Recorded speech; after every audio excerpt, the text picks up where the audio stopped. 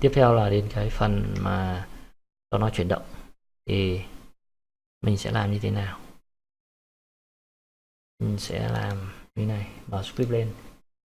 Trên đây khai báo một cái vector nữa, vector 3 nữa, đó là m chiết trừ design forward. Viết hơi sai, design forward, ok, là cái vector chuyển động của mình.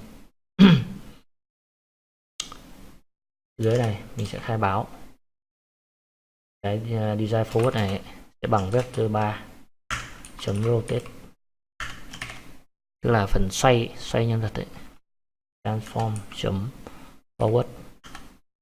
Tiếp theo là truyền vào cái m movement này, tức là cái xoay theo cái input của mình.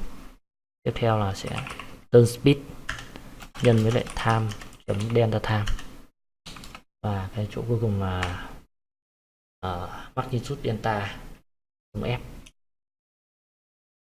Thực ra cái chỗ này mình cũng có thể để một cái là public float. Chỗ này nó là gì nhỉ? Vậy nó sẽ là magnitude delta đúng không? Để là rồi, mất rồi. Magnitude delta bằng không em range không em một em, tức là về cái độ lớn của nó thôi này, thì mình không can thiệp gì thì mình cứ để là không ép. Sau này những cái nâng cao thì mình cần dùng, mình cứ khai báo đây cho anh em dễ xem thôi. Rồi thì quay trở lại đây, nó sẽ có thêm một cái phần ở phần public này, đấy là mình kéo được ở chỗ này, rotate forward này. Tiếp theo mình sẽ mình chưa có cái một vector mà rotation nữa mà mình hay dùng cái đấy thì sẽ phải khai báo trên đây một chút. Enter xuống này, quaternion m rotation bằng quaternion chấm identity, giá trị mặc định của nó, copy xuống đây. Đấy. Bằng quaternion chấm lookat rotation design forward.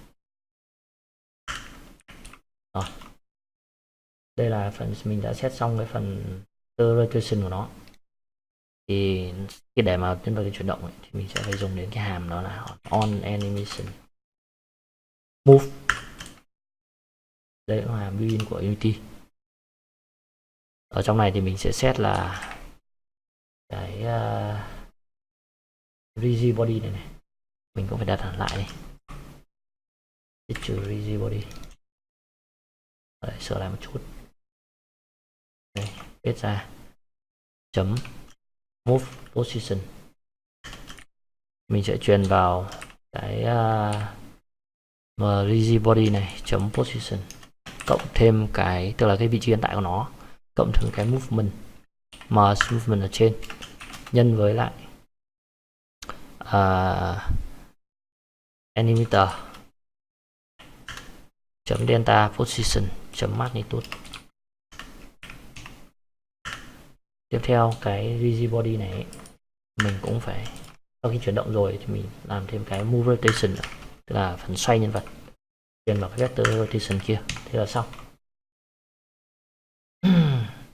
Kiểm tra một chút thì cái chỗ này để sử dụng cái hàm on animator move ấy, thì cái nhân vật của mình ấy, ở phần animator này mình phải chuyển sang cái update mode này, nó là animate physics, có nghĩa là cái animate physics này, anh em phải search Unity animate physics thì Unity nó sẽ giải thích thôi. When turned on, animation will be executed in physics loop. This is only useful in conjunction with kinematic rigid body. Đấy. nó sẽ giải thích rất là kỹ. Kiểm tra cái này mình đã đổi sang rồi này, kiểm tra script một chút không có lỗi gì, hãy thử xem nào. Đấy, mình nhấn lên trên này thì là kia quay trên, mình nhấn xuống dưới thằng này quay dưới, mình nhấn trái thằng này quay trái, mà mình nhấn sang phải thì nó quay sang phải, thấy chưa? Như vậy là nó đã quay được rồi đúng không? Nhưng mà lại không thấy nó chuyển động, không thấy nó di chuyển đúng không? Cái vị trí này nó vẫn đứng im ở chỗ này, không thấy nó chạy vô, là ở trong cái script mình có vấn đề rồi. Nó đã move rotation rồi. Chỗ này thì cái script này cũng không sai ở đoạn nào. Vậy là mình phải check lại cái model của mình một chút. Player này, animate physics này, chuẩn rồi này. Mình sẽ phải xem lại phần này, phần run của nó. Play này. Rồi, có vấn đề đấy. Nó có hai loại để cho cái nhân vật chuyển động. Loại thứ nhất là khi mà làm chuyển động thì các cái thằng này, vị trí của này lúc mà nó chạy nó có thể chạy từ đây lên trên đây. Đấy thì mình sẽ dùng cái hàm này. Và khi mà nó đứng yên tại một vị trí như này mà nó chỉ thực hiện hành động chạy thôi, mình phải làm kiểu khác. Ok. Thì tạm thời cái rotation là đúng rồi này. Cái này thì mình sẽ buộc nó đi ạ. Đấy. Này là dùng cho là when model animation run này, tức là cái animation chạy này nó change the position thì mình mới dùng cái này, không thì mình sẽ phải custom nó một chút. Mình sẽ custom nó như sau, mình sẽ tạo ra một cái vector 3 tiếp theo là m trừ new position. Đấy. New position ở đây này bằng,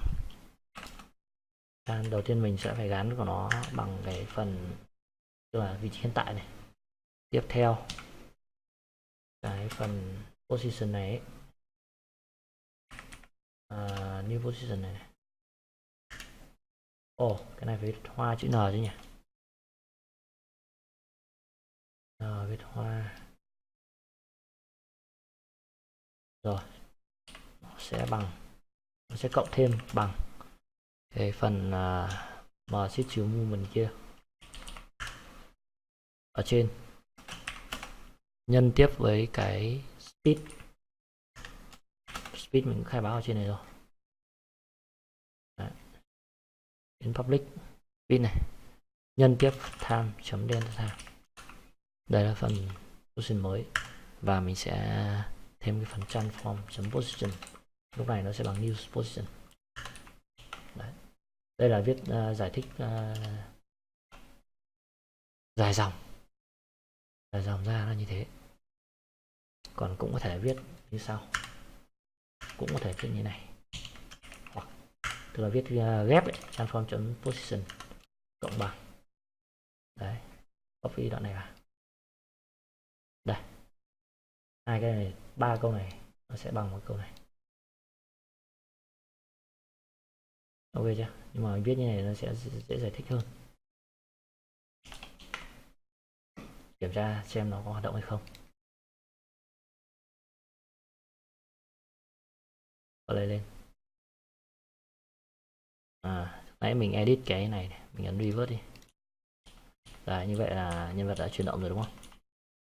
Mình ấn chuyển động lên trên này, chuyển động xuống dưới này, trái phải, trái này, phải này, trái này, phải này.